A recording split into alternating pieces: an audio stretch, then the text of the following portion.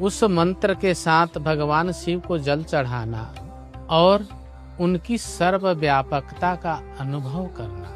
जब तुम जल चढ़ाओगे और जल चढ़ाते हुए उनकी सर्वव्यापकता का अनुभव करोगे तो तुम्हारा जल चढ़ाना पूर्ण रूप से स्वीकार हो जाता है। जले शंभु स्थले शंभु शंभु पर्वतमस्तके ज्वालामाला कुलेर शंभु सर्वं शंभुमयं जगता। ये भाव रख के ऐसा मंत्र बोल करके, मंत्र बोलते समय धारणा करनी है कि तुम सर्वत्र हो, मैं जो जल चढ़ा रहा हूँ उसमें भी तुम हो। हे शंभु, हे शिव, हे महादेव, आप अपना ही जल स्वीकार करिए मेरे द्वारा। बस मंत्र जो है बहुत ताकतवर होता है। मंत्र देवताओं के शक्ति से बनता है। किससे बनता है? देवताओं की शक्ति से। शास्त्र में लिखा हुआ है यह सारा जगत संसार ईश्वर के अधीन है। अब मंत्राधीनश्च देवता, वो देवता मंत्र के अधीन है और वो मंत्र गुरुजनों के अधीन है, इसीलिए गुरु देवता कहा जाता है। रामायण में गोस्वामी जी ने बोला इतना शक्तिशाली है मंत्र कि जो ब्रह्मा जी का लिखा हुआ है तो किस्मत को जो लिखा है उसमें मिटा भी सकते हैं और नया लिख भी सकते हैं। मंत्र का ये प्रभाव होता है क्योंकि मंत्र उससे भी प्रभावशाली। किसी भी प्रकार का संकट उसके पास नहीं रुकता है, इसका इतना प्रभाव है।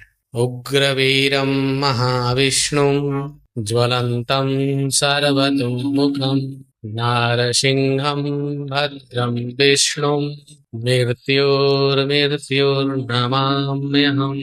ऐसे भगवान विष्णु का नरसिंह रूप में जो चिंतन करता है उसके ऊपर किसी भी प्रकार के ग्रह दोष, भूत दोष, पितृ दोष और किसी भी प्रकार का संकट उसके पास नहीं रुकता है, इसका इतना प्रभाव है। इस प्रकार से ये हनुमान जी का साबर मंत्र बहुत ही तेजस्वी, ओजस्वी और प्रभावशाली है। ओम नमः बजरंगबली, वज्र का कोटा, जहाँ हमारा पिंड वहीं हमारा पेटा, ईश्वर की कुंडी ब्रह्मा के ताले, मेरे घट के हनुमान महावीर रखवाले, जो फिरे हनुमान राम की दुहाई। ये जो साबर मंत्र है उसको लिखा नहीं जाता, सुन करके याद किया जाता है। इस प्रकार से हनुमान जी का ये मंत्र आपको आपके इच्छा अनुसार सिद्धि देने वाला हो जाता है। परंतु जिस साबर मंत्र में या किसी भी मंत्र में कामना हो और जिसका उपयोग किसी भी कार्य सिद्धि के लिए करते हैं तो उन्हें सिद्ध करना आवश्यक है।